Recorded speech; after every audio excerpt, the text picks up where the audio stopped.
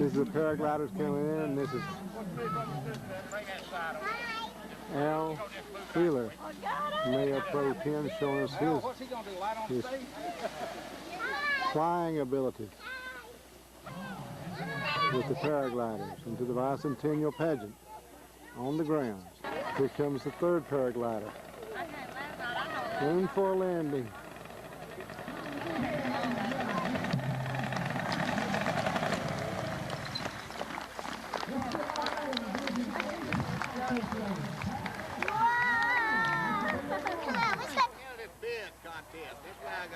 Where's it right now? Okay. This is the back of the Bicentennial Pageant. And we're getting all the local lovelies, all the hard work that's been done by the construction crew, the pageant members themselves, actors and actresses. And there she is.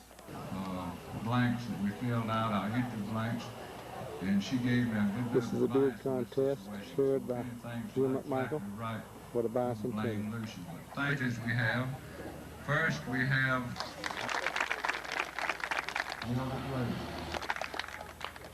Who paid the most? Before we get started, we left hand on. Get your left hand up. Y'all raise them high. I hereby declare that my decision will be, to the best of my ability, unbiased due to friendship, kinship, relationship, and any other ships not already mentioned. If you agree to this, lower your left hand. Thank you.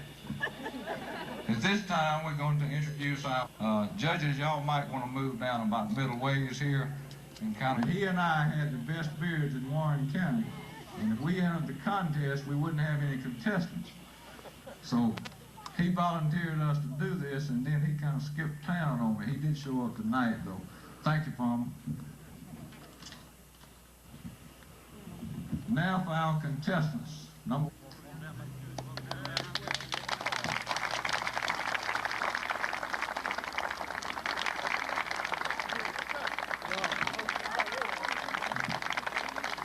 here.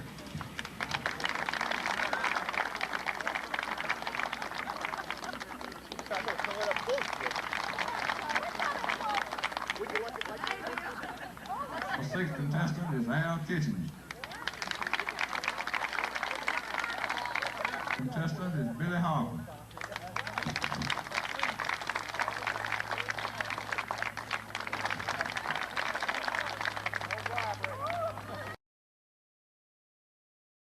Contestant Rodney Beasley.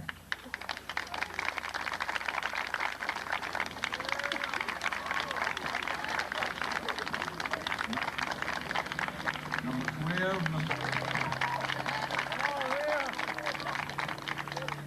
number 14, Howard Chamberlain.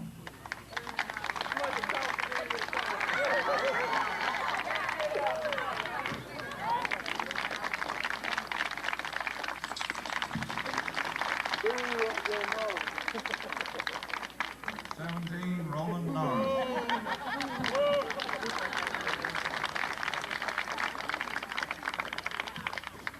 Number 18, Jimmy Harden.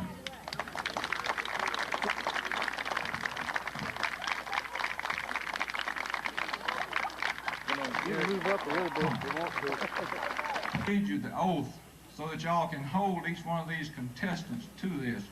The oath that each one of these contestants, before they could enter this contest, had to sign. Beard Grower's Oath. I hereby declare that this beard was grown naturally with no help from any kind of hair grower, no coloring, etc. I further declare that I will accept the decision of the judge as final and will be humble in victory and gracious in defeat. Thank you. Judges, begin your task.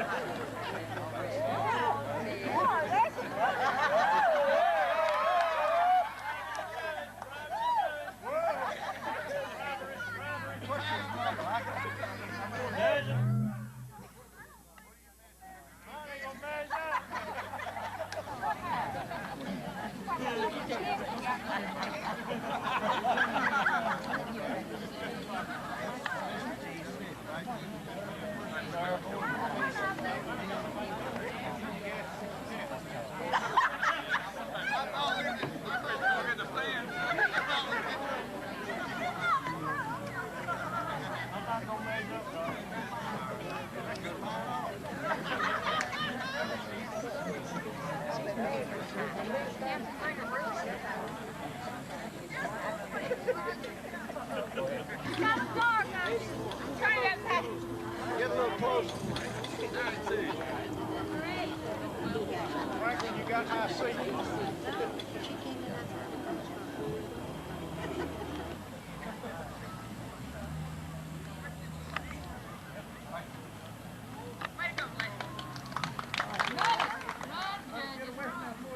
Thank you, judges. I really appreciate the hard work. Now, y'all get behind the fence before we announce the verdict here.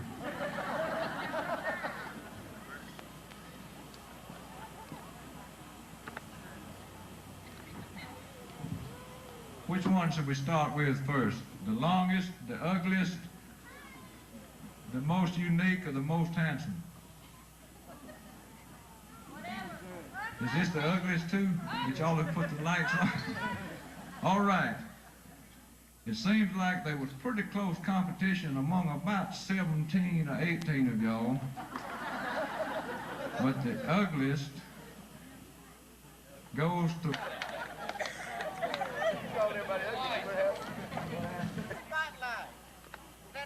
All right, let's go for the longest beard.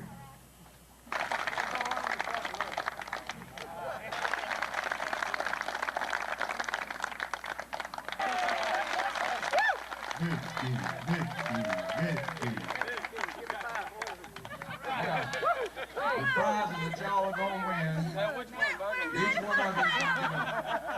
each one of you will get a certificate of special recognition.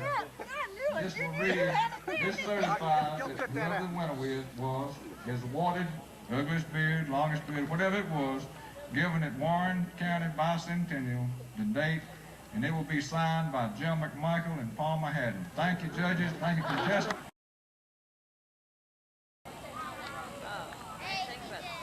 Behind the stage action at the Bicentennial Pageant 1990. Behind the scenes action pageant.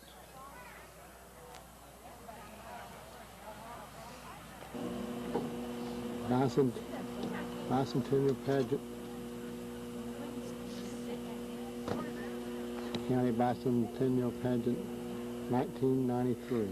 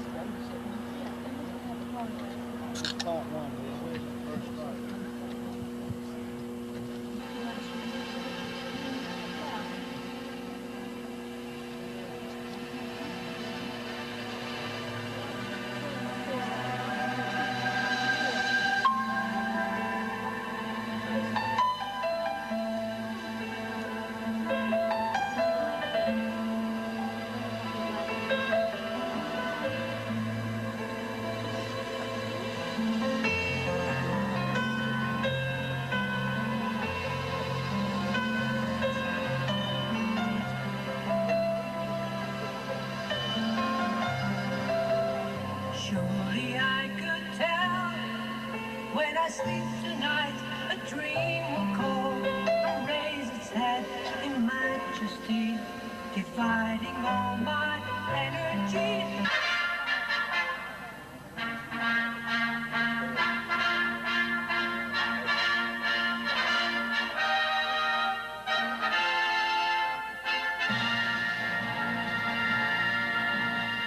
Ladies and gentlemen, good evening. The Greater Warren County Bicentennial Committee takes great pride in presenting the distinguished symphonic outdoor spectacular, Warren County 200.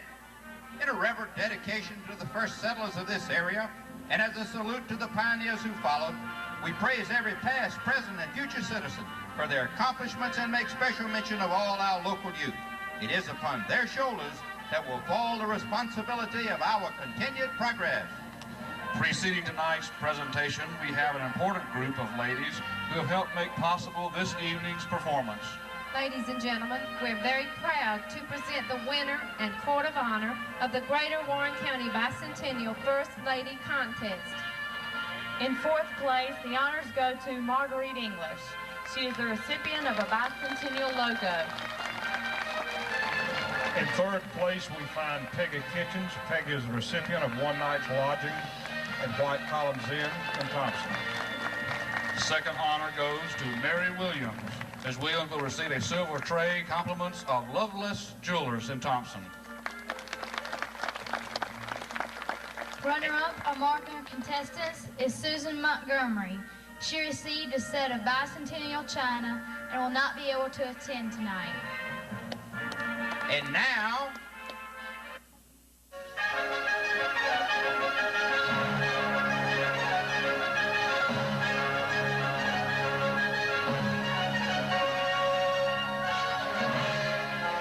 the winner of Warren County's Bicentennial First Lady Contest and recipient of a weekend stay at a delightful bed and breakfast in Asheville, North Carolina, Miss Phyllis Giddens.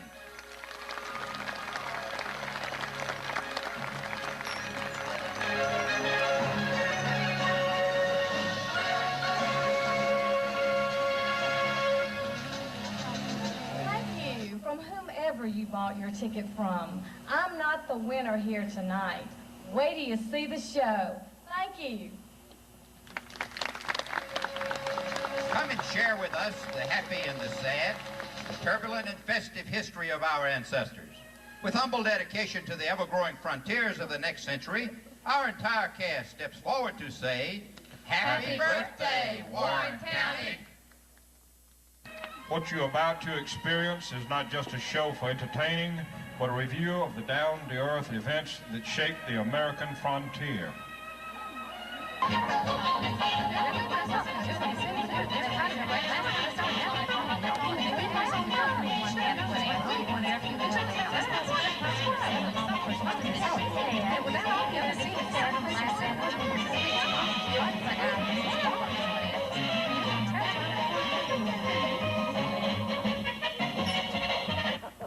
In less than 7 years, this great nation will enter the 21st century. We do not know what glories await us in the future, but we do know the past that laid the foundation, and that foundation was built by the anonymous settler. Their home was but a shack, roofed in with sod. Oftentimes the floor was made of clay. One door shut out the wind and storms. One wonder greeted the dawning day. These brave souls survived not only nature, but the savage instincts of man, paving the way for the heroes that endured. Welcome, then, the real events encountered by men and women of the American frontier.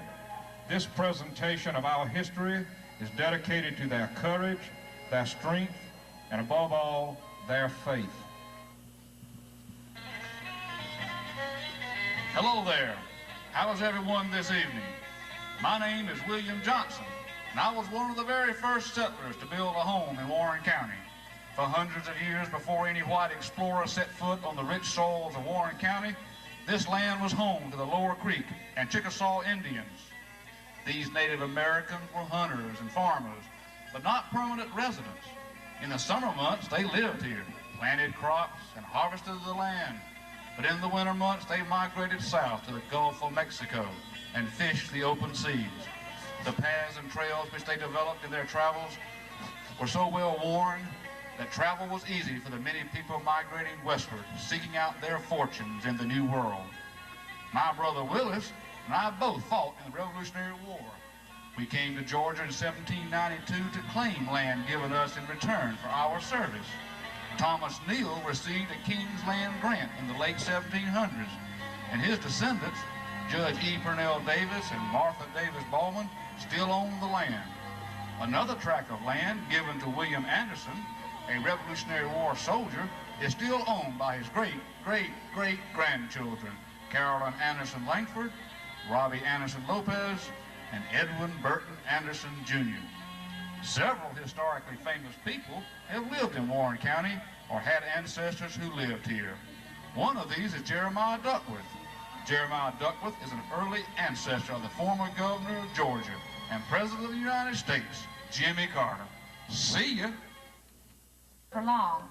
After William and Willis Johnson staked out their claims in this area, they went back to Virginia for their families. When they returned to Georgia the next year, they discovered their buildings had been burned.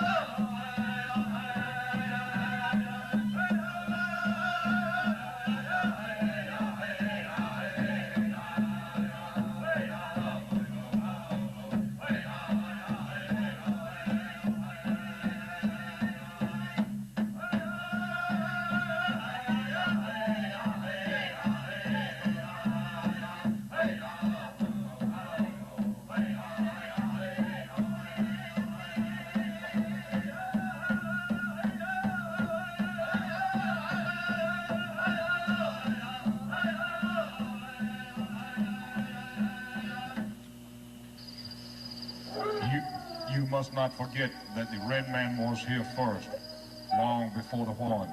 We hunted the rolling hills and fished the many waters. The hills were our friends. Remember how the Native American nations disappeared when strangers from far away came to live on our lands. We made peace with the white man, but were only thought of as a red savage, a beast to be destroyed. Think how you would feel.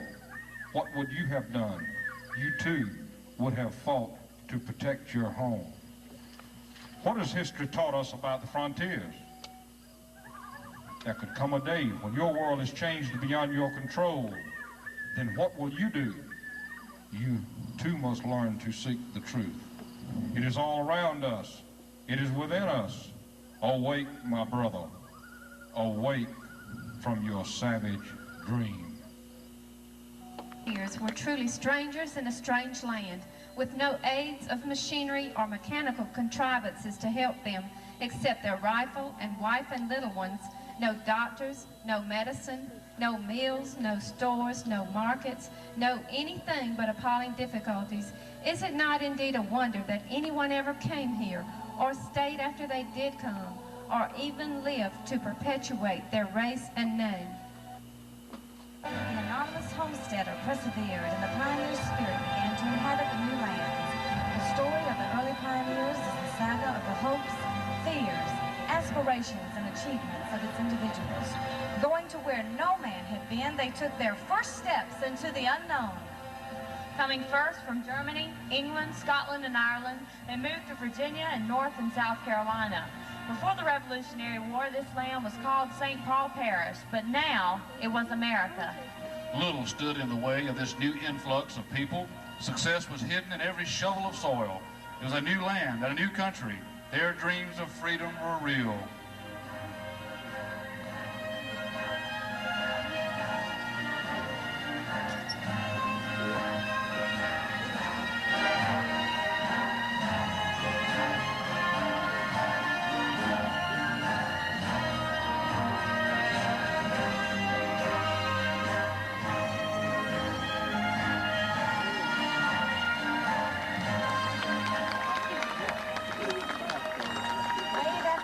The pioneers came, some by mules, others by wagons, still others by ox cart and horseback, but most traveled on foot.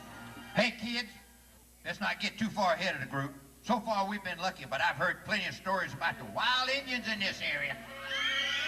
The only wild Indians around here is our kids. Just look at them, running off and hooting and hollering. Any Indians around here who saw them go running the other way. Best scrub hard, ladies. There's a lot of miles worth of dirt in them clothes. Yeah. You know what they say.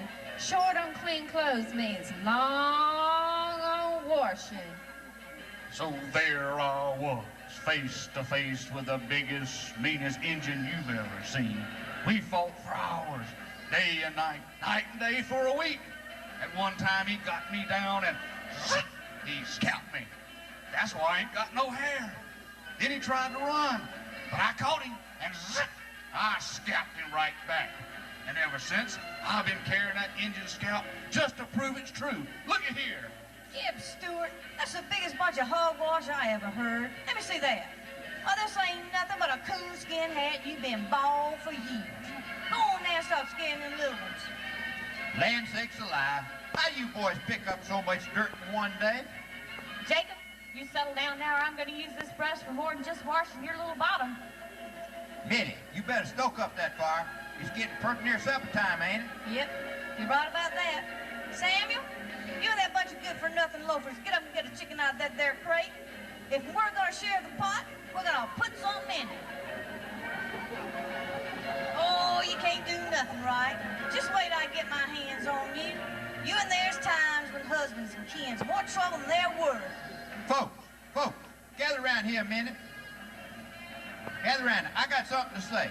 I know you're all tired and it's been a scorch of a day, but you all know this will be our last evening together. We'll start looking for home sites tomorrow, and there'll be lots of work to do. And by the way, I've heard some rumors about a sweet little lady here that's having a special day. I know she don't want no one to know about it, but, well, happy birthday, Granny. Thank you. Now, what's this? daisies for Granny. Well, bless your little heart, they are so pretty. Hey, everybody, let's celebrate and have a good time. It's Granny's birthday. What say we all have a dance? Yeah, let's dance. Come on, everybody. This calls for a real hooping, hollering, Jim Dandy breakdown. You don't need no fancy steps, you know. Just grab your favorite girl and let nature take its course. Anybody and everybody can get that hoedown feeling, even you.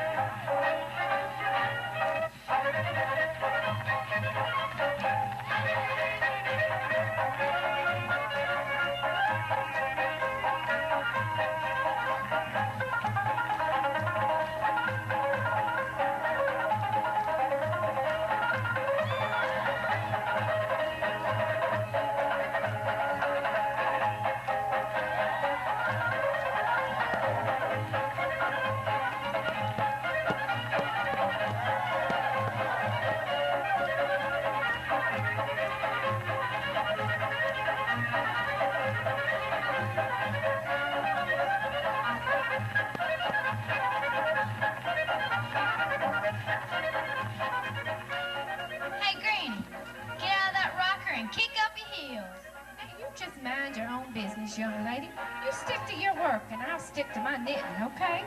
Come on, Granny. Perk 'em up and give us a step or two. I'll bet you're the one who taught those young'uns how to dance in the first place. Hush up now. You know I'm too darn old to cut the mustard. I tell you what, you kick up your heels a little, and I'll get you a new pillow for your rocker. Well, in that case, sugar, you just bought yourself a dancer.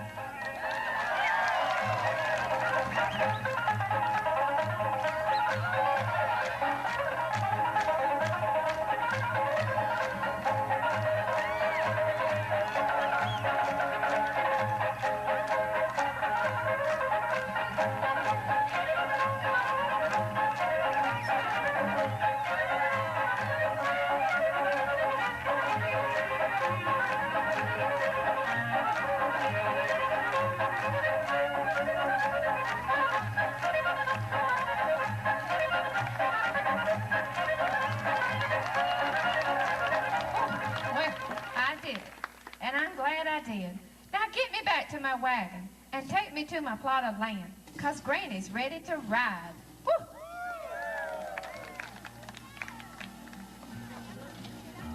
So the wagons loaded up for their continuing journey westward. With determination and fortitude and a true spirit of adventure unmatched for years to come, they forged on into the unknown. No one was rich, and no one was...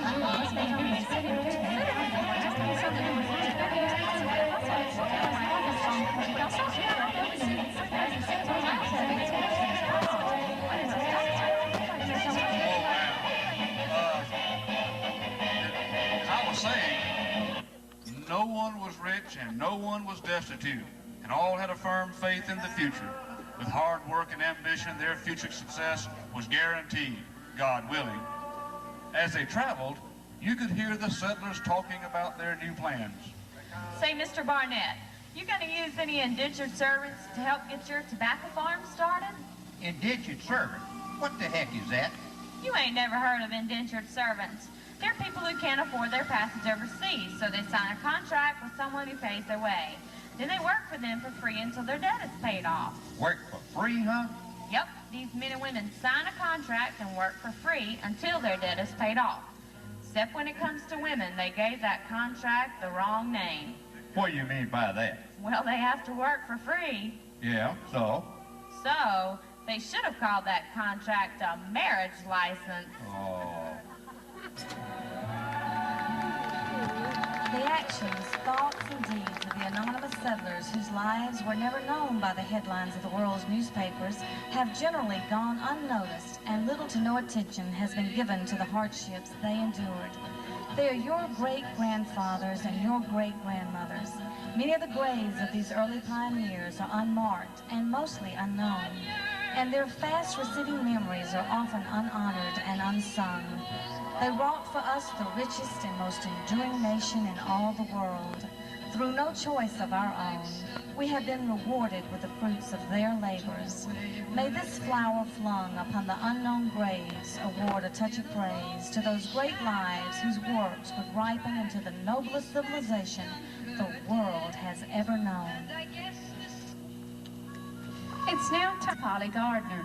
My husband and I deeded some of the land we owned for the establishing of the county seat here in Warrenton.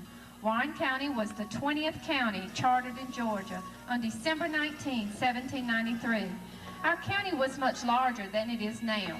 Whoa now. Hold on there, Polly. How about you let me finish telling the story?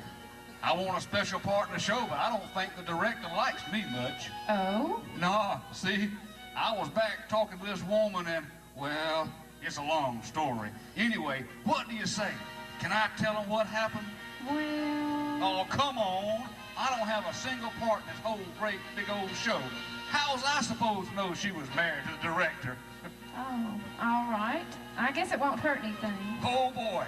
Now, you just step back, and I'll tell these people what really happened. See, it's like this. Back in 1793, after the county was formed, a group of us was assigned to come up with a name.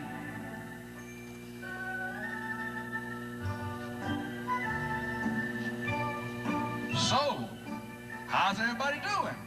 Come up with a name yet? We're not doing too good. At the moment, we're in conflict. What? You say Warren's mom's sick? No, I said we're in conflict. Oh. I know this is off the subject, but I'd like everybody to see the new dress I wore in church Sunday. What? What do you mean, Warren's church someday? Not Warren's church. Warren in church. Oh. Oh, come on, people. Let's work on a name here. Let's name it after someone who died in the Revolutionary War in Virginia. What?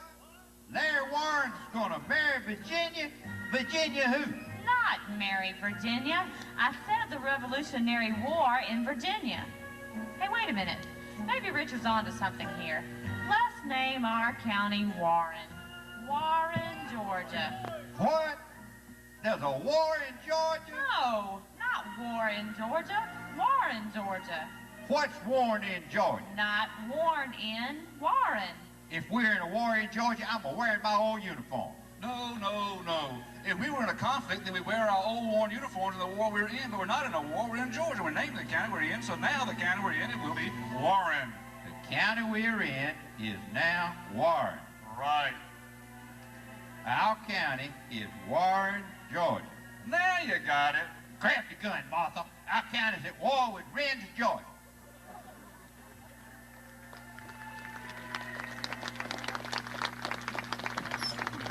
Oh, my. You know, when a person is thirsty for knowledge, the place to lead them is not the toilet.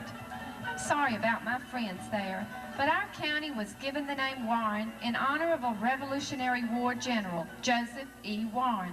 Joseph Warren was the general who sent Paul Revere on his famous ride, warning the patriots at Concord that the British were coming. And that's the truth. Hey, where you going? Oh, I've got to go change costumes. I've got another part later in the show. See you.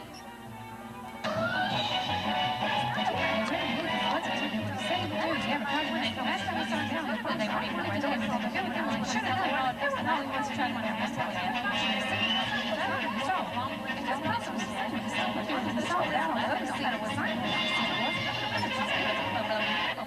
Concentrated in the area along Briar Creek, lands along Rocky Comfort Creek as being wild lands. Mr. William Shivers came to Warren County and built a cotton mill on the Ogeechee River and called it Rock Factory. The first woolen mill and iron foundry in Georgia was established by Colonel Richard Byrd at Georgetown. Our county's boundaries were established, but today's county is very different in size from the one formed in 1793. One man of distinction and member of Warrenton's first city council was David Bushnell, the inventor of the submarine. When the first census was taken in 1800, Warren County listed a population of 8,329 people. The first railroad to enter Warren County was chartered in 1834 for the purpose of transporting cotton to Athens. This railroad line enjoyed many safe years of business, but there was a small accident near Messina on one balmy day.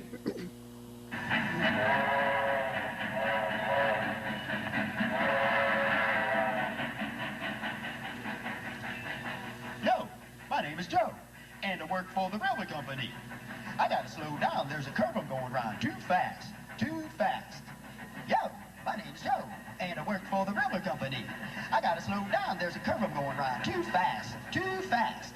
Yo, my name is Joe, and I work for the railway company. I gotta slow down, there's a curve I'm going around. Too fast, too fast. Yo, my name is Joe, and I work for the railway company. I gotta slow down, there's a curve I'm going around. Too fast, too fast. Yo, my name is Joe, and I work for the railway company. I gotta slow down, there's a curve I'm going around. Too fast, too fast. Yo, my name is Joe, and I work for the railway company. I gotta slow down, there's a curve I'm going around. Too fast, too fast. Yo, my name is Joe, and I work for the railway company. I gotta slow down, there's a curve I'm going around. Too fast, too fast. Yo, my name is Joe, and I work for the railway company. I gotta slow down, there's a curve I'm going around. Too fast, too fast.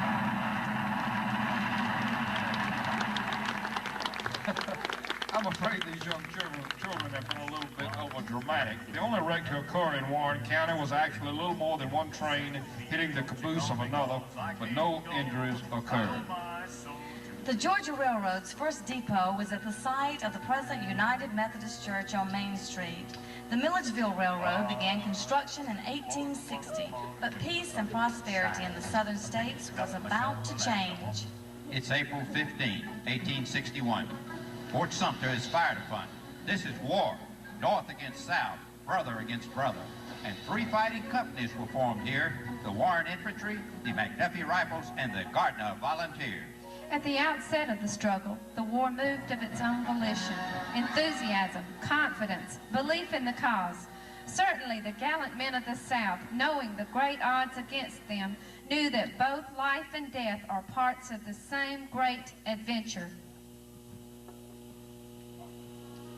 We'd best be getting back, John. The sun's getting low, and Captain John said to report back by sundown. Yeah, you'd think we'd have found a squirrel or two supple by now. Yeah, pretty slim pickings lately. John, look out! Hold your fire. We just received news from Appomattox Courthouse. The war is over. Put your guns down, boys. The war is over. We can go home now. Don't believe them. It's a trick.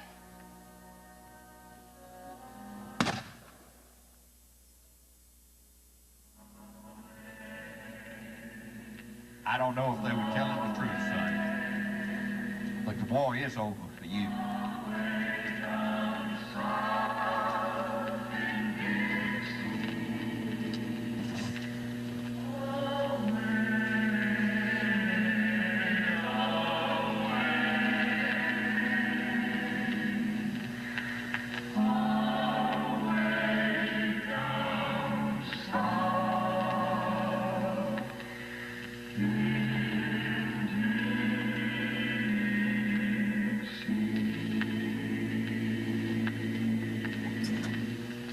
Four and 1/2 years after it began, and 1 month after Abraham Lincoln took the presidential oath for a second time, the heavy cries of misery and bloodshed had ended. It was April 9, 1865, when General Lee surrendered to General Grant at Appomattox. General Grant, in a moment of respect for General Lee, as a soldier, refused to accept his sword in surrender.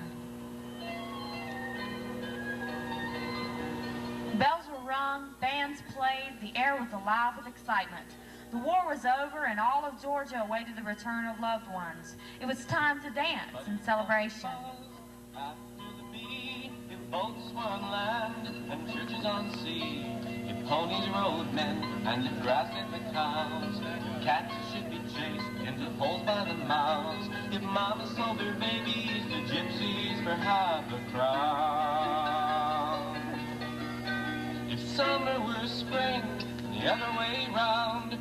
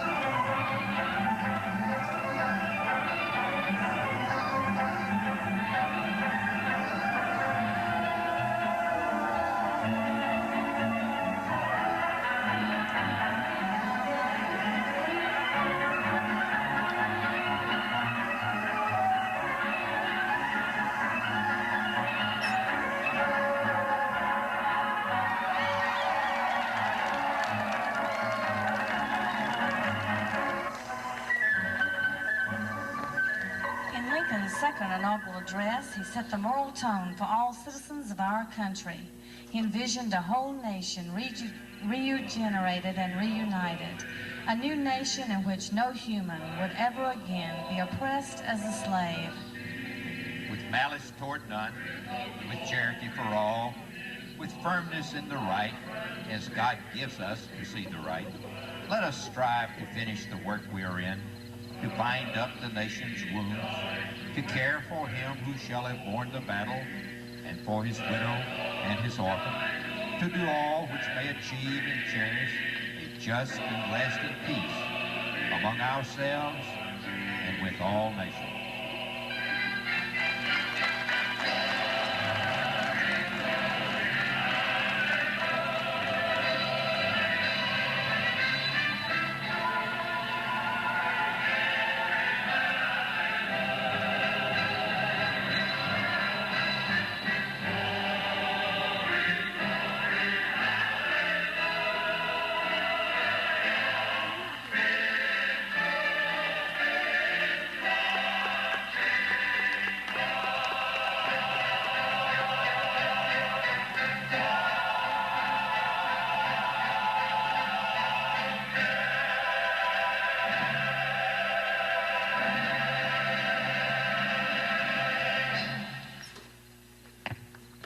days later, an assassin's bullet claimed the life of Abraham Lincoln, the great emancipator.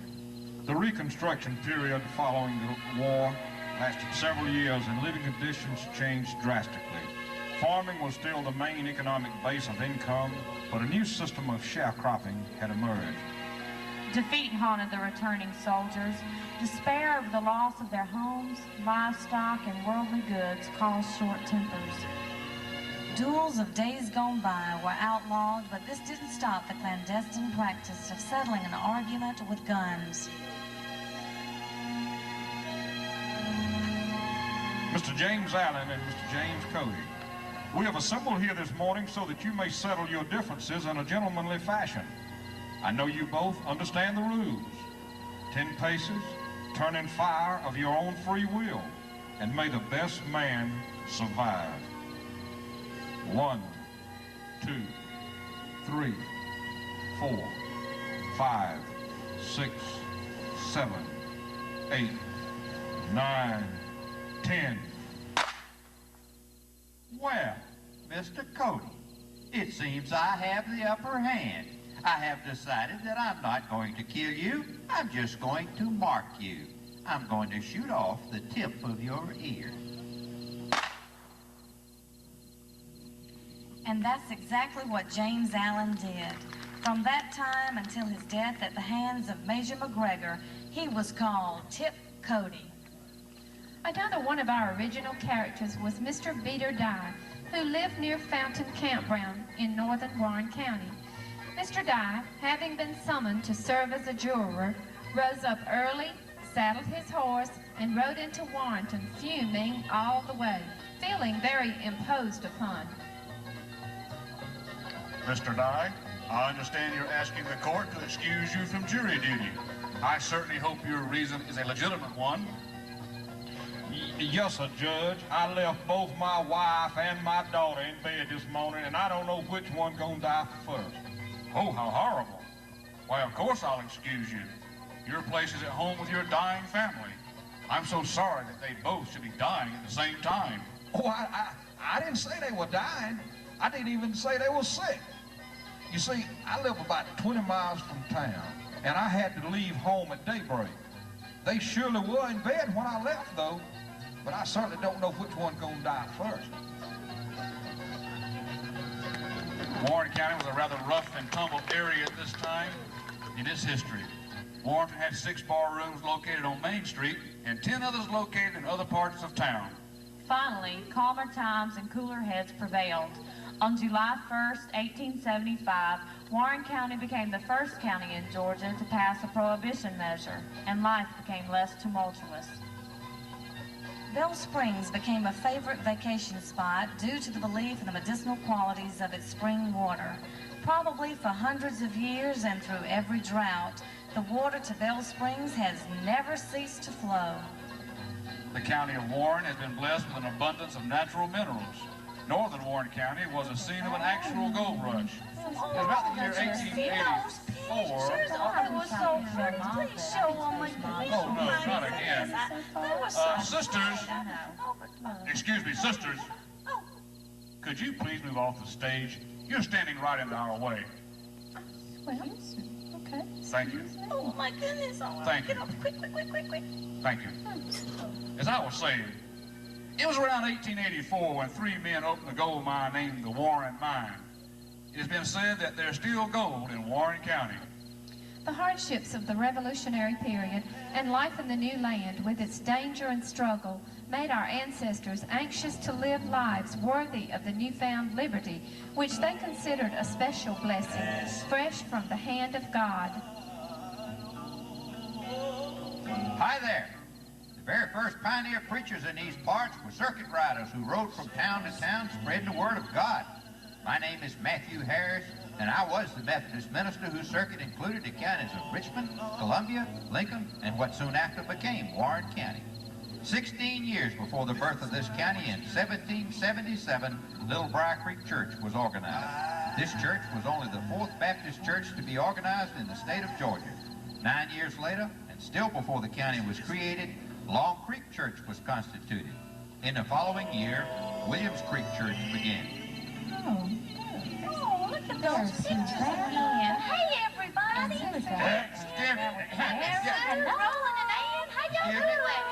I see we have some visitors from the Catholic Church. You may be interested to know that the very first Catholic church in all of Georgia was organized very near here. It was called Locust Grove. Well, isn't that nice? Excuse me. Just hold on here, sisters. You've been consistently interrupting our show, and I'd really like to know just what in the world's going on here. Now, I finally mentioned your church, but you've been popping in and out of our show all night. At first, I thought you might be lost, but now, well, I'm beginning to think you're doing this on purpose. Well, it's not really intentional, but in another way, we just can't help ourselves. You can't help yourself? Nope. Well, just look at us. Isn't it obvious? It's a habit we've gotten into. Oh. No matter when or where or in what denomination God is worshipped, no songbook, building, or offering plate, regardless of how full it is, will hold any meaning if we refuse to remember that God's love is a gift to share with one another. Deny this, and we deny Him. We serve God so that others may know His truth and His love, in which we are all blessed. His presence can be seen in everything He created, whether on earth or in the heavens.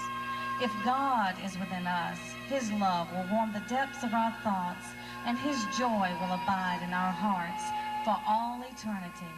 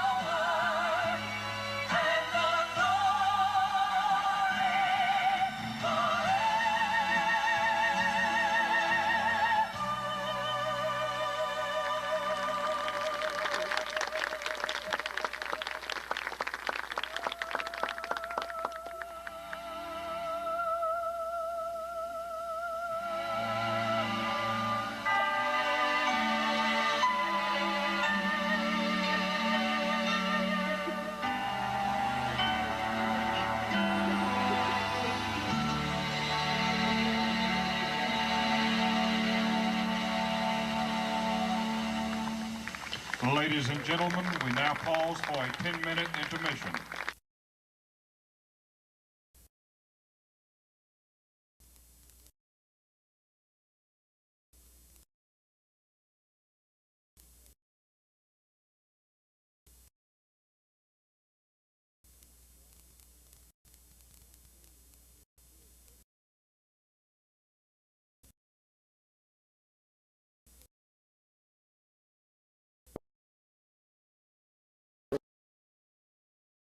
The Bicentennial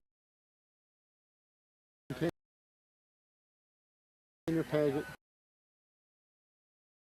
Warren County, 19 and 93. Isn't this a lovely group? Lovely. Lovely.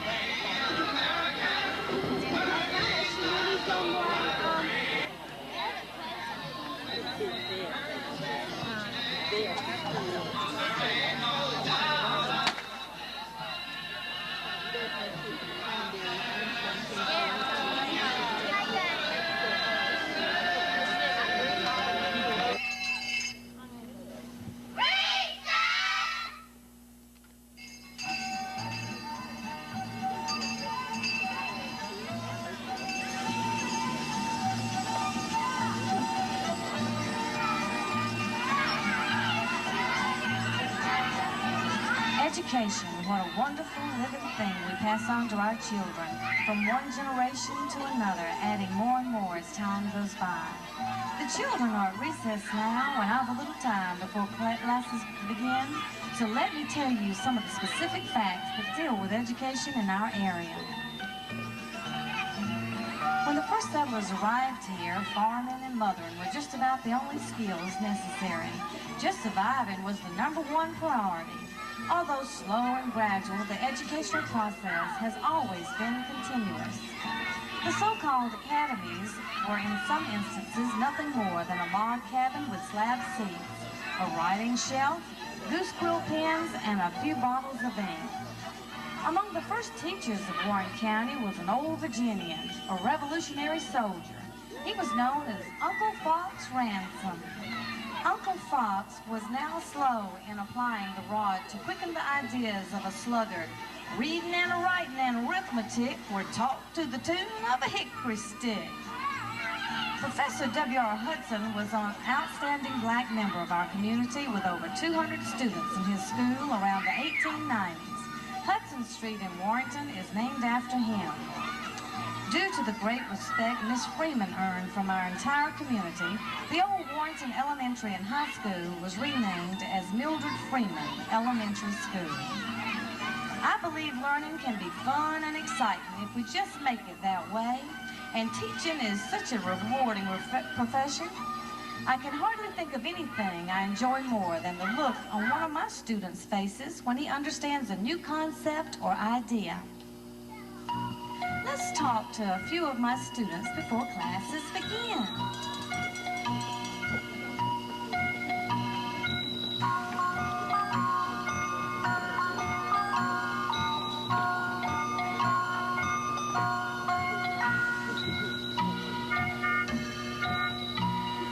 Does anyone have anything they'd like to share with us today? Teacher, my daddy let me bring his new pocket watch for show and tell today. Oh, how nice. Has your daddy taught you to tell time yet? Oh, sure. Okay, look at his watch and tell me what it says. Easy, it says tick, tick, tick. Oh, my, let's move on. Has anyone been studying their multiplication tables? I have. Okay, Molly, what's 6 times 7? 42. Very good. How about you, Rodney? What's 6 times 9? 59? Lower. 59. Don't be smart, Rodney Rabbit. What's 6 times 9? 57? Why, Rodney Rabbit, I'm surprised at you. What's 6 times 9? Hey, just because I'm a rabbit doesn't mean I can multiply. Well, I think we've had enough of this. We better get back to our studies. Now, what's this? We're playing farmers and we're all chickens. Well, recess is over now. Shoo, chickens, shoo.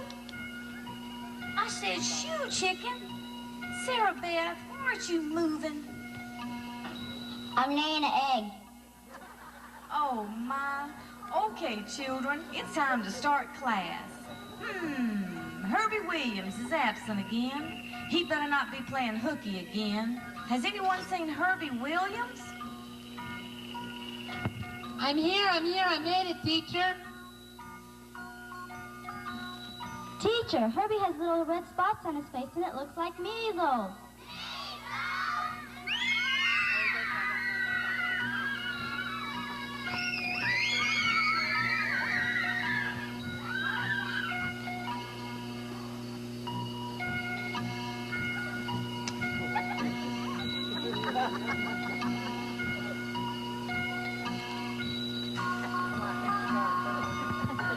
That's one way to go fishing on a pretty day.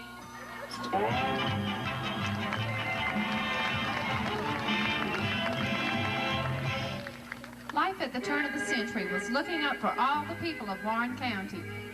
Thomas E. Watson sponsored a bill in the U.S. Congress creating rural free delivery. The idea of rural free delivery was born in Norwood when Jerry Parsons delivered mail along a 5-mile route. Each morning, the postmaster had to arrange the mail in correct order because Jerry couldn't read. If there were no deliveries at an address, a blank piece of paper was put in place of the mail. Could it also be said that this was the beginning of junk mail? Jewell was a thriving little town due in most part to the cotton mill built on the Ogeechee River. The Confederate Soldier Monument was erected in 1904 with 285 names of soldiers from Warren County who fought in the war between the states. And the big city was coming to the country. It wasn't long before telephone service entered our lives.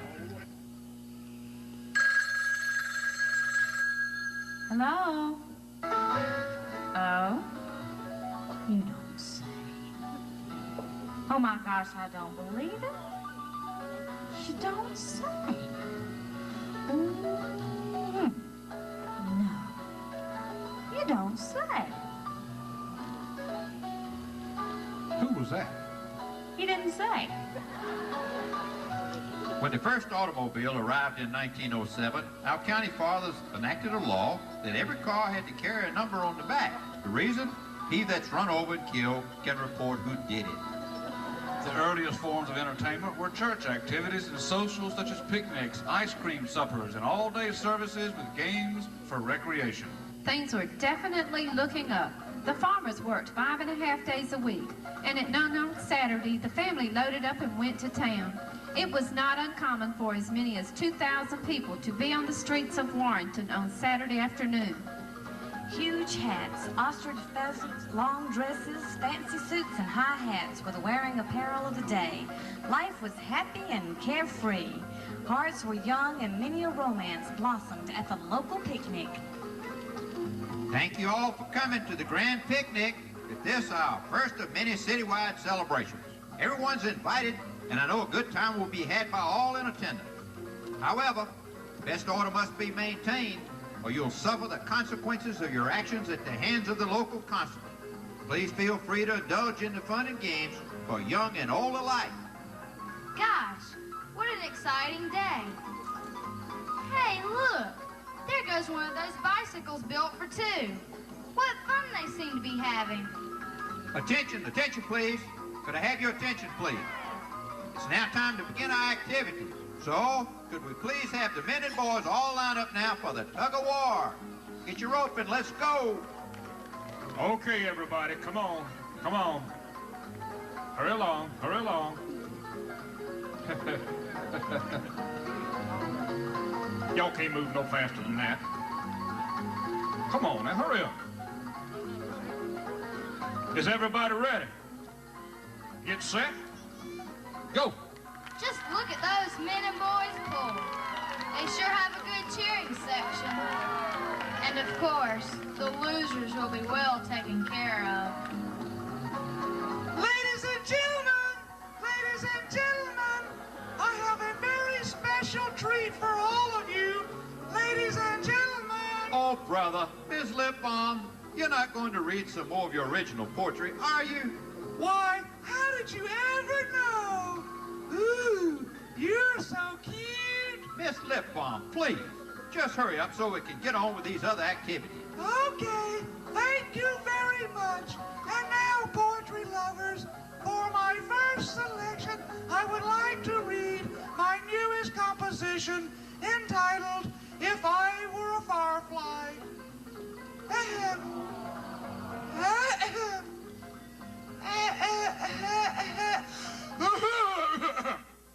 Excuse me.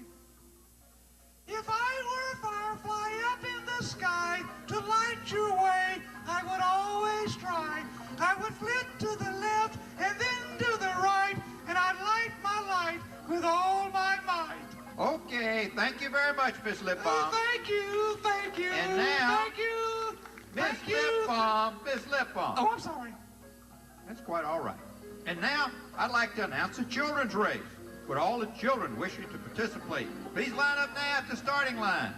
All right, children, over here now. Come on, come on. Does everybody get ready now? We're gonna have a little run. Hey, what do you think you're doing? You better get out of here. You want to get arrested? And I'll do that, you know. Okay, kids.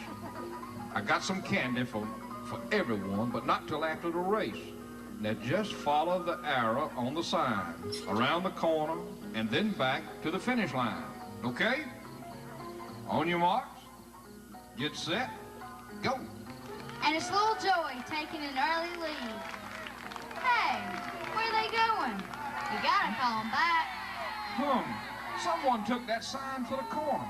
Now who pulled a trick like that? I just wonder who took that sign. Ladies and gentlemen, what a pleasant surprise for you. I see we have time for another one of my original poems. This one is especially for my new friend. This one is entitled, Were I But a Bee.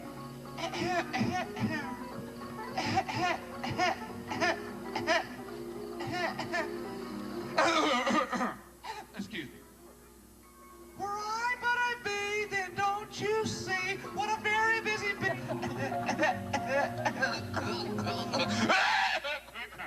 Excuse me. Were I but a bee, then don't you see what a very busy bee I'd have to be? For I fly all around on the days it was sunny, and I'd be your bee if you'd be my bee. Thank you very much, Miss Lip Balm. And now, folks... But I'm not finished. Oh, yes, you are, ma'am. You are definitely finished. I'm not finished. And now, could we... You are finished, Miss Lip Balm. And now, could we have all those wishing to participate in the Queen of Beauty and Youth Contest?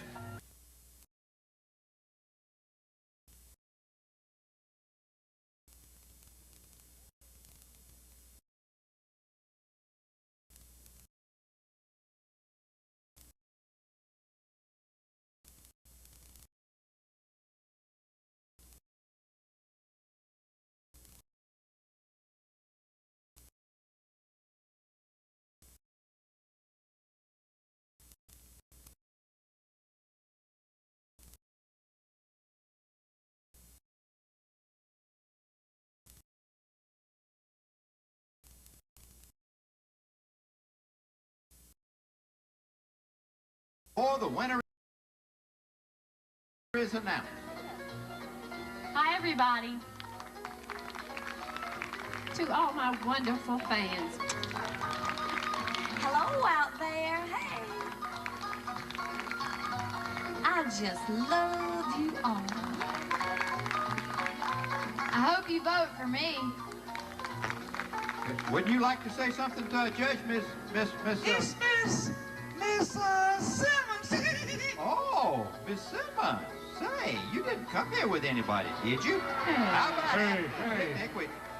All right. Thank you very much, contestant. And now let's see. We have the names, yes. The winner is Miss Simmons. Well, Miss Simmons. Well, you probably didn't know it, but we've got a new rule this year. I get to kiss the winner. So you'd better pucker up. Oh, no, it's Miss Lip Balm. Let's get a report on how that ice cream is doing.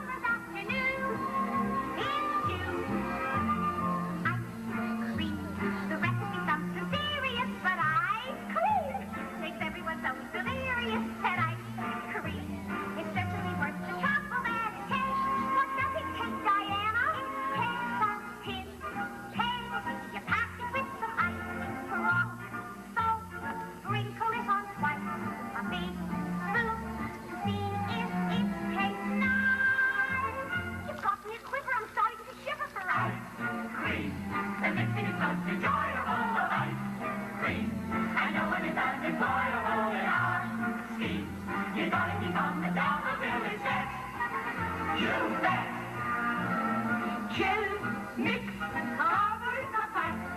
Turn crank. Can't you get it right? Will you help? This is no time to fight. Keep on returning until you return your right. Green is always the close for tastiness and light. Green can never be made with hastiness and light. Green is wonderful on the summer's afternoon.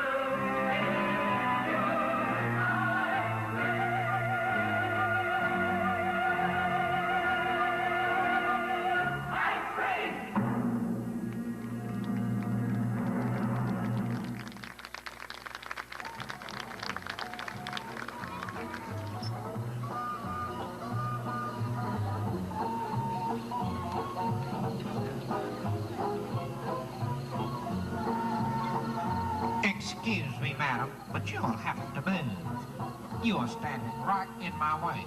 Oh, hi there, cutie. How's that funny little box work anyway? Don't you touch my camera. You get out of here right now, or I'll be forced to call the police. Well, I never. You needn't talk to a lady like that. Oh, no, my glasses. I can't see a thing without my glasses. Oh, no, my camera. Where's my camera? Oh, I gotta get this thing fixed.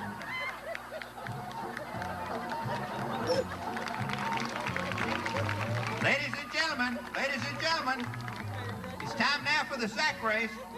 Could we please have all those interested in the sack race lined up? Everybody, please grab a sack now. Get ready for the start. Come on, George.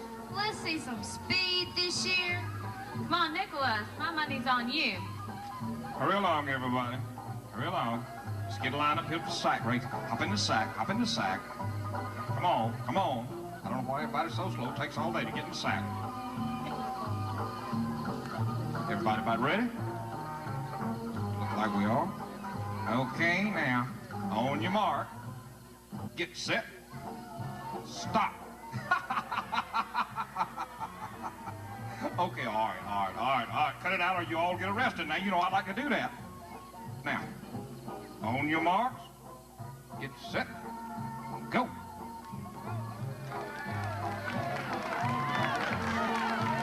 Look at him go, look at him go. Boy, look at him go. Let's see now. Who's the winner? And the winner is, who's the winner? Oh, the winner's being accused of cheating. Hey, what happened to the policeman's pants? Never a dull moment for the keepers of law and order.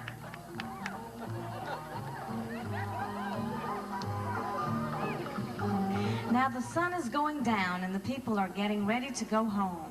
Somewhere there are a few voices singing, a banjo playing, and the weary people are trying to tie up the loose ends that come with every family outing.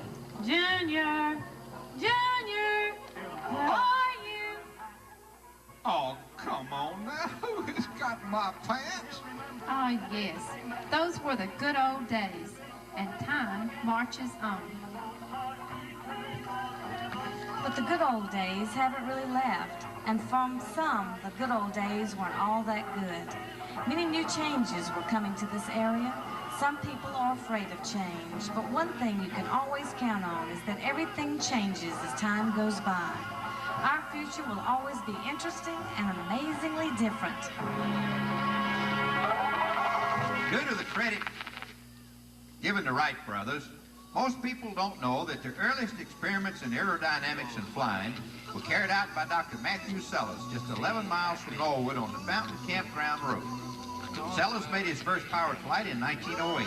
At first, the only problem Sellers had was that he could get up, but he couldn't figure out how to get the plane back down. In the earliest days of Warren County, the call of fire brought terror. Every available man, woman, and child would set up a bucket brigade, but seldom could the fires be controlled. One of our county's most unusual-looking men was Dave Bumblebee. Everyone thought he was an outstanding citizen who just happened to be the first arrival at each and every fire in Warrenton. Then, someone discovered he was setting those fires himself.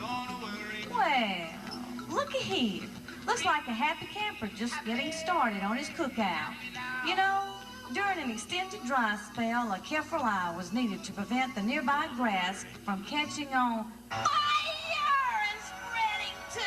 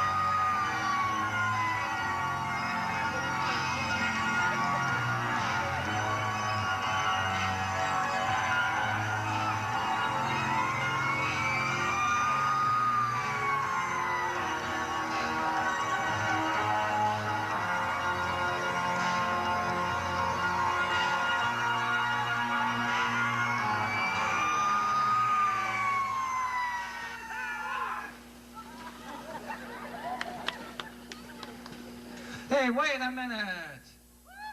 What are you guys doing out there?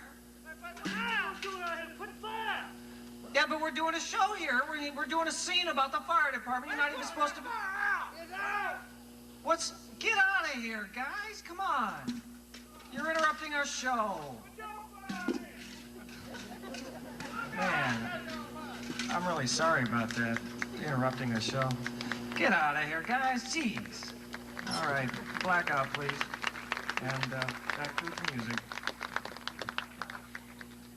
With today's up-to-date equipment and a force of volunteers ready for action 24 hours a day, every citizen of Warren County can expect fast, efficient service from its local fire department.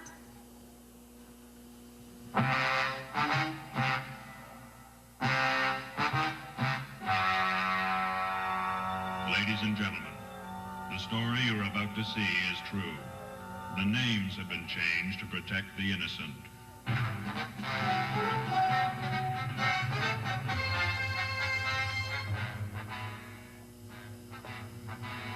Grandpa, did you know any really tough criminals living in these parts when you were young? Well, let's see. I guess there were a few on the rough side, but there's one who was especially notorious around these parts. He was a walking time bomb, just waiting to explode. What did he look like, Grandpa? Oh, he was an ugly man, Jesse. He had beady eyes that burned right through you. He had big ears and a fat nose. He was constantly drunk, though, and all he ever did was punch people in the face. Why, he was a little hard of hearing, too, because somebody once dared him to stick a firecracker in his ear and light it. And you know he was so stupid that he did it rather than lose to death. Whatever happened to him, Grandpa? Oh, he spent many years in prison, and after he was released, he went on to become a very well-respected citizen here in these parts. Really? You mean he still lives here? Yep. Now, he's a strong, loyal, dedicated leader in our community. Except he's been keeping all this about his past a secret from everybody. Wow. Who is it, Grandpa? Tell us who it is. Oh, I don't know. I don't think I'd better. Come on, Grandpa. Tell us who it is. Please. Well, please. All right. Gee, I hope I don't get in any trouble over this, because this dirty scoundrel's name is Judge Purnell Davis. For those, he is truly a very fine, respectable man, and he's never been involved in any trouble like what was just reported. We just couldn't resist playing a little joke on him, and knowing him the way we do, we didn't think he'd mind. Assembly line production, improved roads, and the automobile brought the farm to the city. Cotton was still king in Warren County with high prices and everyone making money.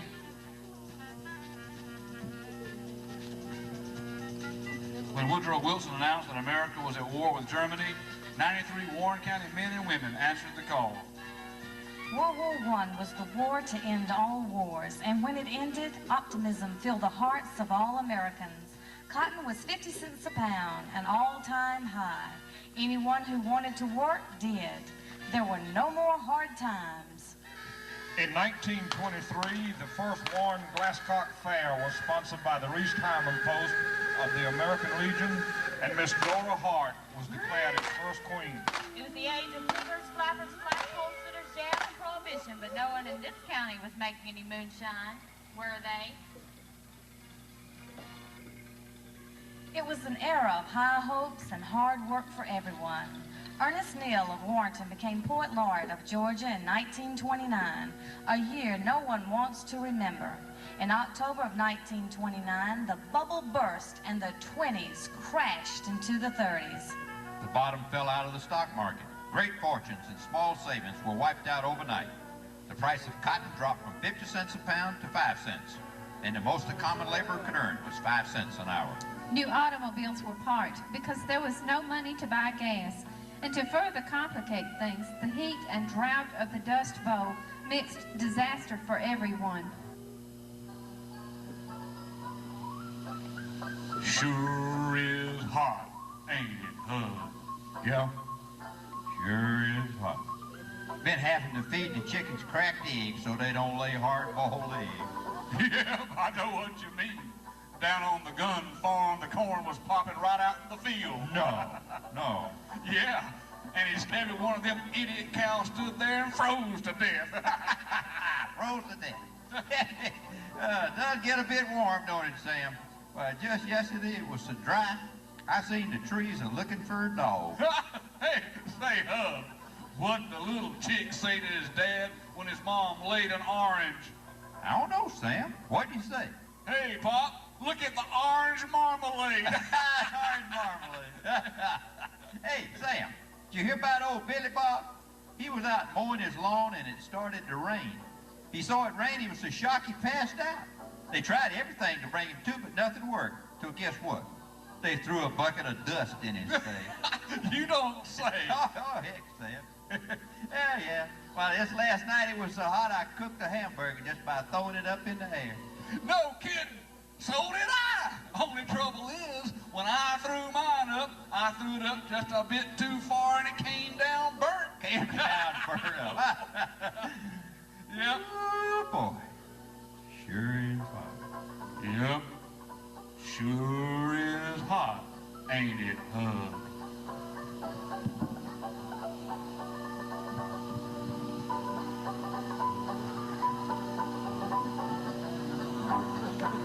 Warren County in the 30s was generally tired, broke, and hungry.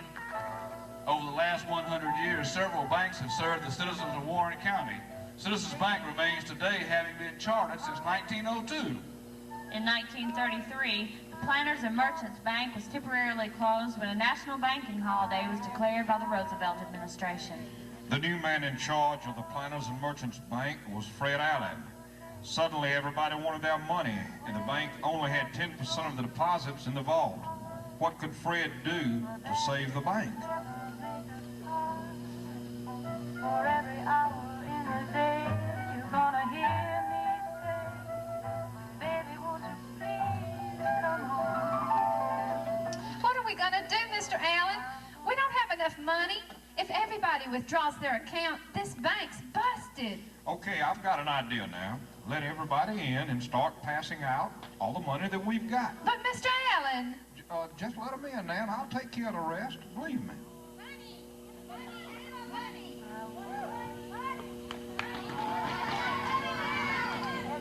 Here's the money. Okay, folks, here's the money. We have plenty of money, and I'll be glad to let you have it. Here we go. No problem here, folks. Who else needs money? We have got gobs of money. Step right up and get it. No problem here, folks. There you go. Take your money. There you go. No problem here, folks. And here's some more. We have plenty of money. There you go. Everybody have some money?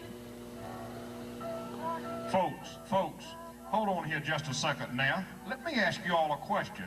You've just withdrawn all your life savings. Now, where are you going to keep all that money? Think about it now. You know times are tough. All of you, where are you going to keep your money that's safe? With so many people out of work, what happens if your home is robbed? Or, God forbid, if one of your family is killed during a burglary? Think about it. You know the bank is the safest place for your money.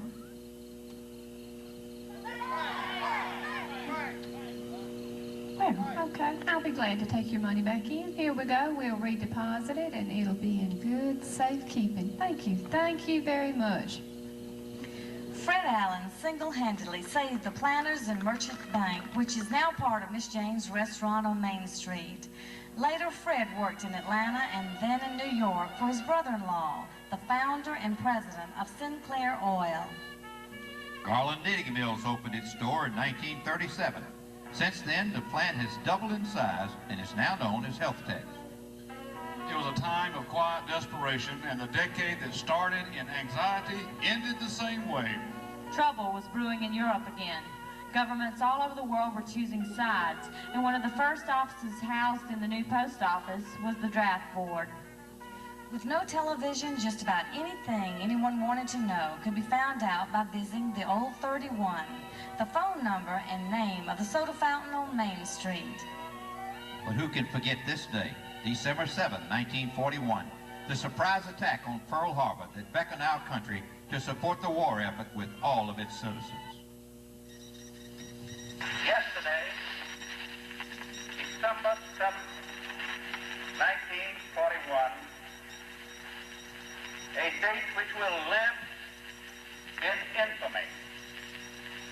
The United States of America was suddenly and deliberately attacked by naval and air forces of the Empire of Japan. Robert H. English from Warren County was put in command of all submarine forces in the Pacific Theater. Family life was altered, the future was uncertain, plans changed, and weddings were either postponed or hurried.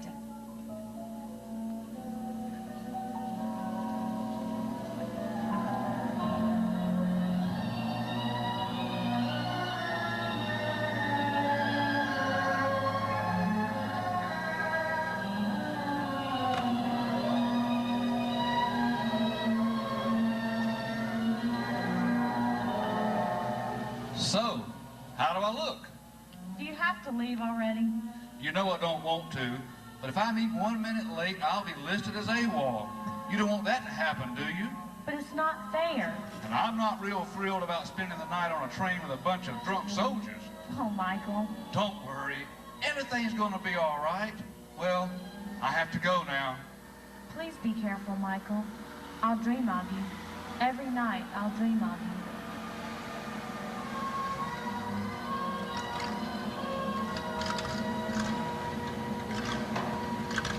Scrap iron drives, aluminum drives, sugar rations and gas rations all soon followed.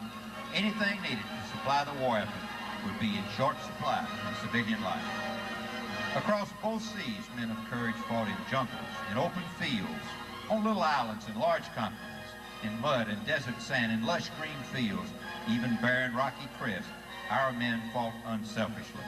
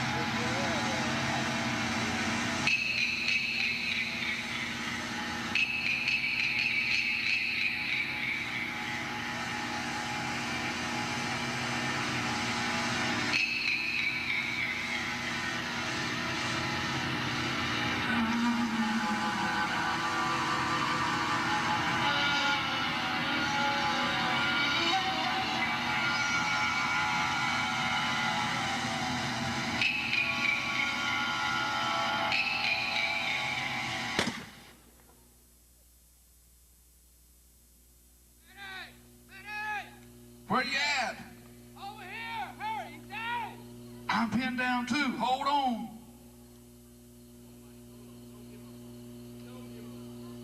I'm sorry, son. Your buddy's dead. Take cover, soldier, or you'll be dead too.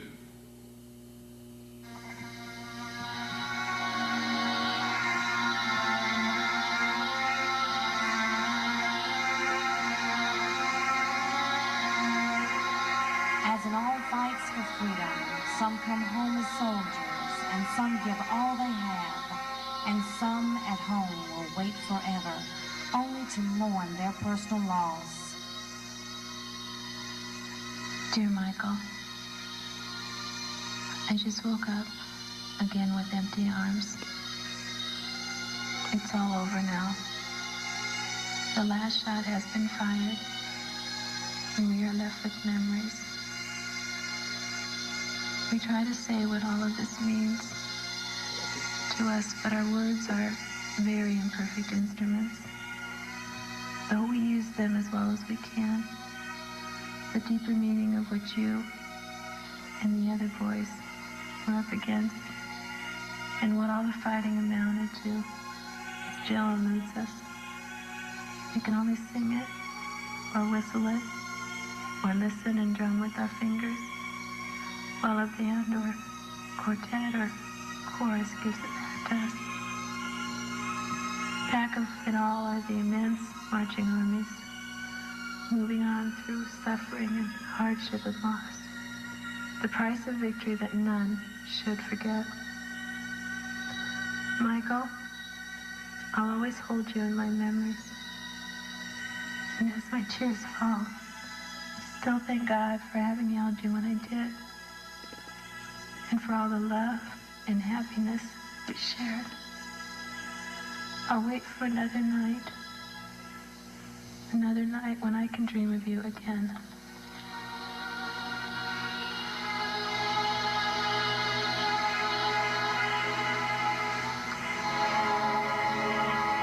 Greater love hath no man than that he that lay down his life for his friend.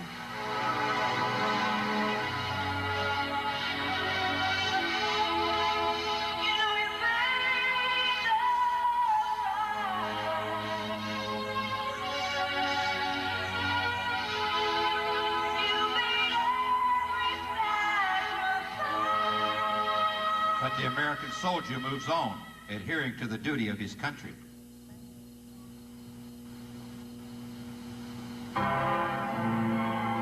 We shall not fail or falter. We shall not weaken or tire. Neither the sudden shock of battle nor the long-drawn trials of vigilance and exertion will wear us down. Give us the tools, and we will finish the job. There are people in our country today who would compromise these fundamental concepts. They scoff at these tested qualities in men. They explain that these qualities were good while there was a continent to conquer and a nation to build. They say that time has passed. No doubt the land frontier has passed, but the frontiers of science and better understanding of human welfare are barely opening. This new land of science, with all its high promise, cannot and will not be conquered except by men and women inspired by these concepts of free spirit and free mind. On February the 23rd, 1945, a Marine patrol pushed to the topmost ridge of a tiny island in the South Pacific. With dauntless courage and heroic determination, our fighting men pushed to the top of Iwo Jima, a symbol to free men everywhere.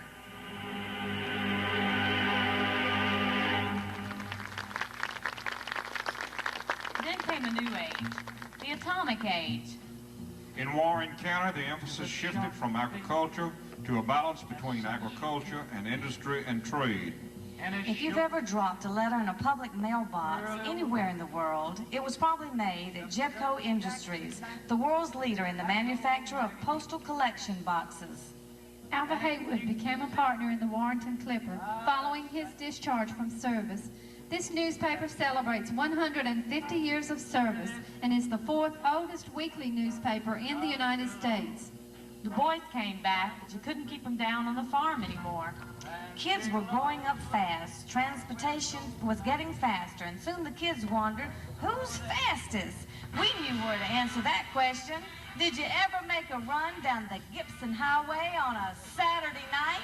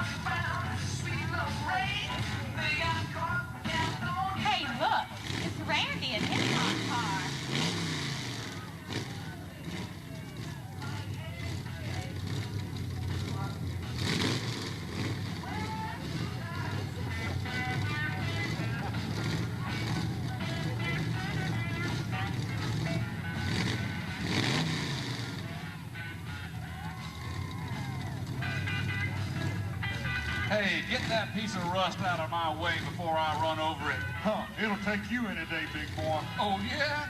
Well, you got a lot of mouth, man. You're the one with the big mouth around here, grease face. Okay, man, you think you're so hot? Let's see what you got. It ain't no problem at all. Let's go here. Title for title. Now, come on. Okay, guys, on the word go. 3, 2, 1, go!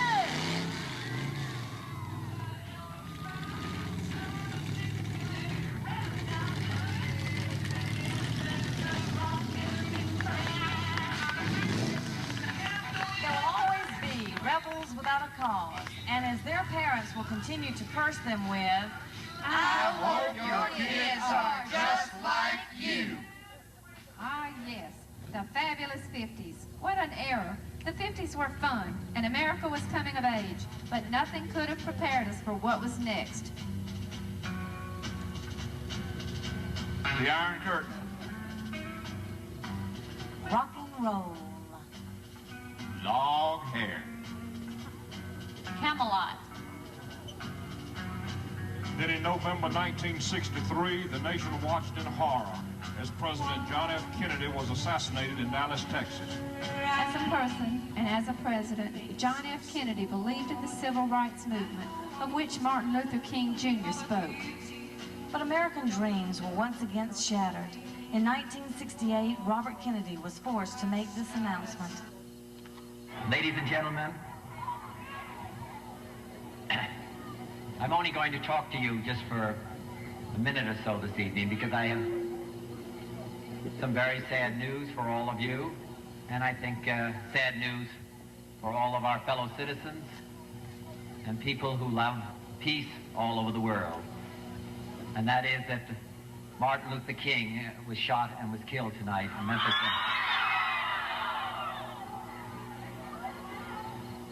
Only a few weeks later, Robert Kennedy would also fall to an assassin's bullet. Peace sign. Trouble with the kids. Trouble in America. It was the late 60s when Forward Ford County's Industrial Development Company bought 120 acres of land near Camac and created an industrial park. Warren County prepared for the future. Can you imagine an early pioneer even having the thought that a man could actually walk on the moon? But it was July 1969 when the Apollo 11 astronauts became the first men on the moon. Can you remember where you were when you first heard those immortal words? Small step for man, one giant leap for mankind. Now, can you believe it's been 24 years since that announcement? Credit cards, savings stamps, color television. Ed Sullivan. It was the best of times. It was the worst of times. It was the late 60s. This was the decade that would confuse our souls. A whole generation went to find themselves. And then, Vietnam. Not a war, a conflict.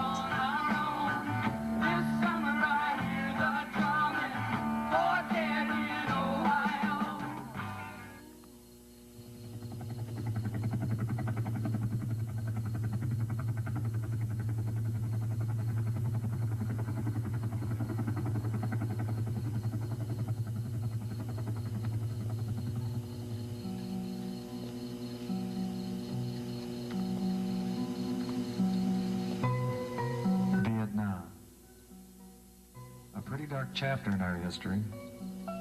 In 1969, I was only 18. Not old enough to vote, but old enough to die for my country. Fortunately, I made it home, but plenty of my buddies didn't. Their names are engraved on a wall, along with thousands of others who died for a cause that none of us really understood. We were ordered to seek out and destroy the enemy. But I'm not sure anyone has ever figured out what our real objective was. Did they all give their lives in vain? No. But it's an uncomfortable no. It may be that all we'll learn from Vietnam knows what not to do again. Would you happen to know a Vietnam veteran? You know, it's never too late to say thanks.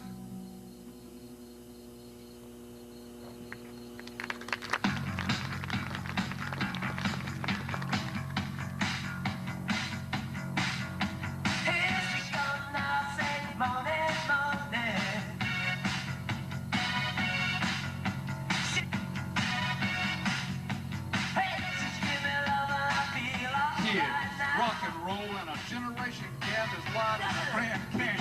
Gee, and the vocabulary. Hey, man, what's happening?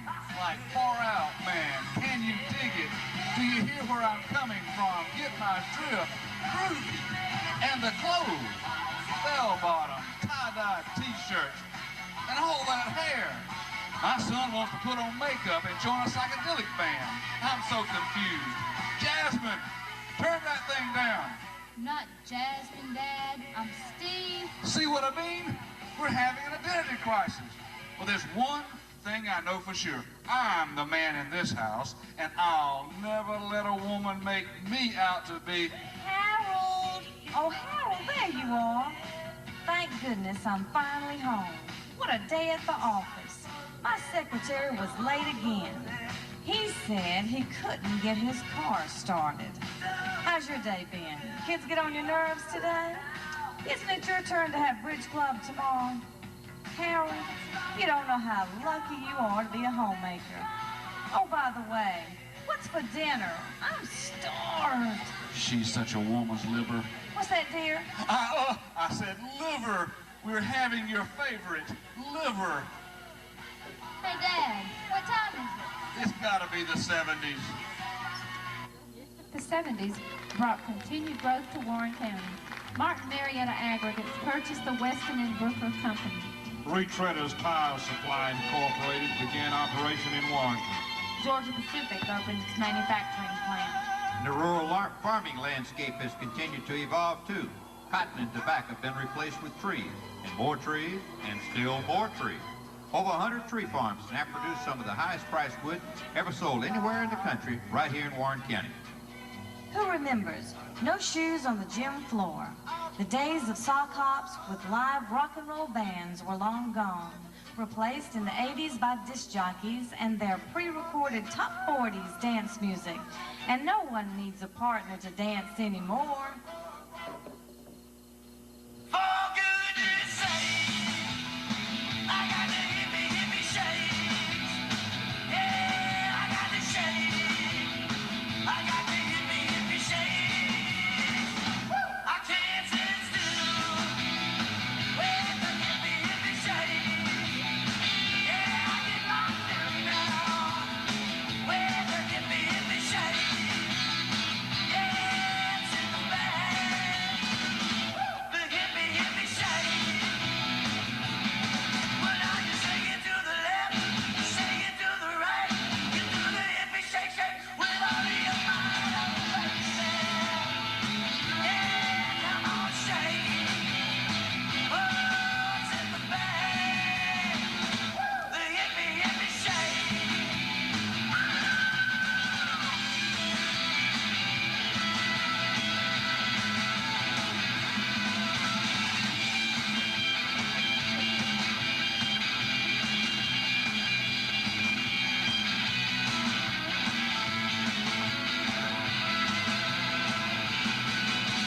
Shake it to the left, shake it to the right.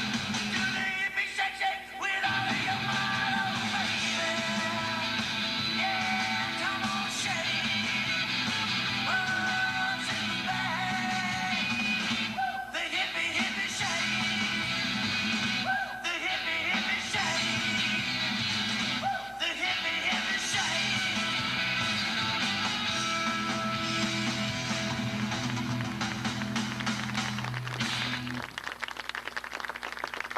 Isn't it fun watching the hippies of yesterday join the establishment? Only now they're puppies. Oh, I mean yuppies. Well, we're rapidly catching up with the present, and although we continually discover new answers to old questions, growth and prosperity still comes from within. will we maintain the spirit which moves us to answer tomorrow's call. Just as each individual is unique in his or her own way, we are all alike in our desires for the future. Regardless of our actions, we want our lives to improve. No one purposely decides to make their future worse. It was just over 2 years ago, our country was once again engaged in a ground war, protecting world peace this time from the greed of a barbaric dictator. Desert Shield became Desert Sword, and eventually Desert Storm. As in all wars, our leaders do what they must. Seldom, however, do we hear of the compassion they hold for their fighting men and women. So one human life is intolerable to any of us who are in the military. But I would tell you that casualties of that order of magnitude, considering the job that's been done and the number of forces that are involved, is almost miraculous as far as the late number of casualties. It'll never be miraculous to the families of those people, but it is miraculous. What is the true meaning of patriotism? Patriotism can be seen in a procession of a Memorial Day parade. It can be felt by the heart with sympathy toward the families of our lost soldiers.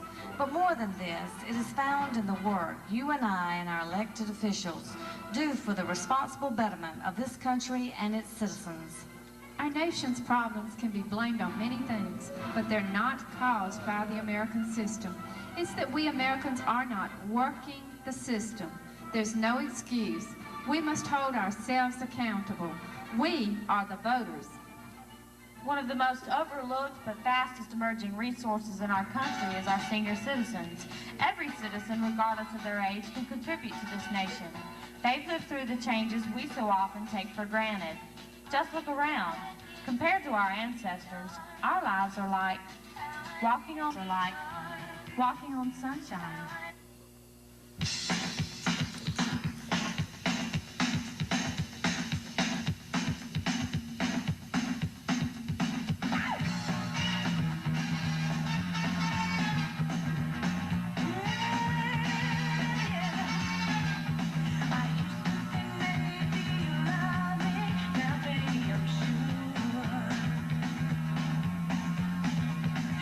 I just can't wait till the day when you die.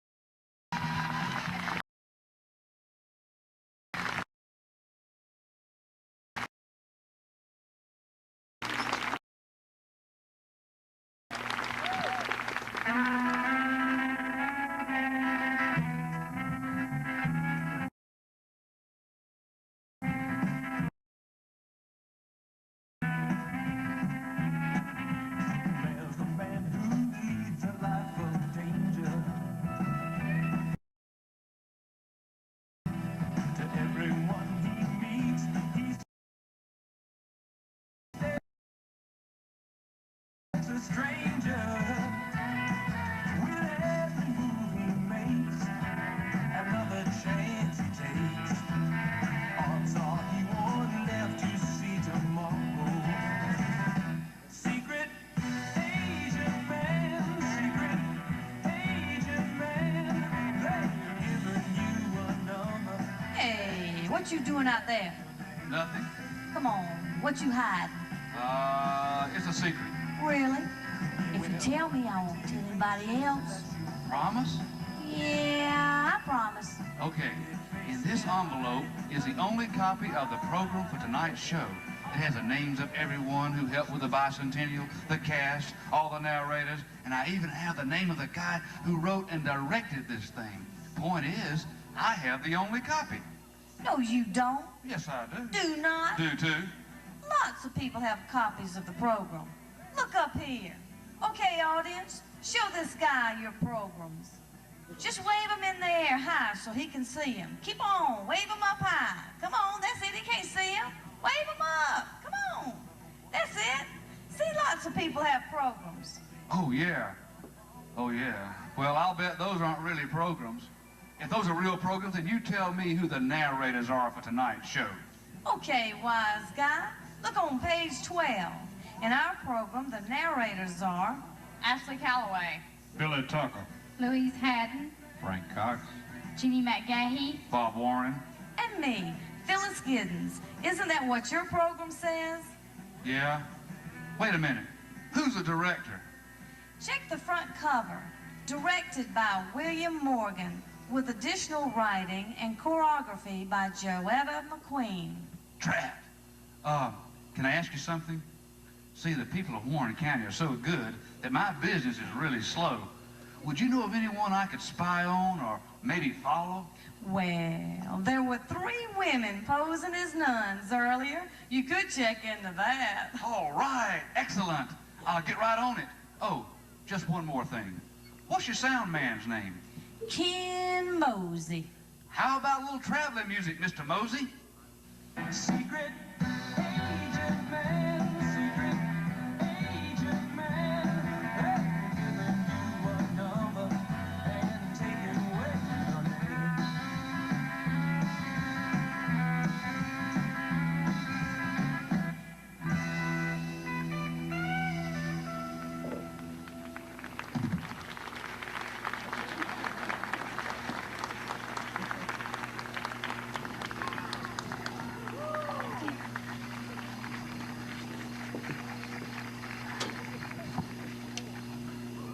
In 1787, great minds set forth principles of freedom and self-government to unite this country and its citizens.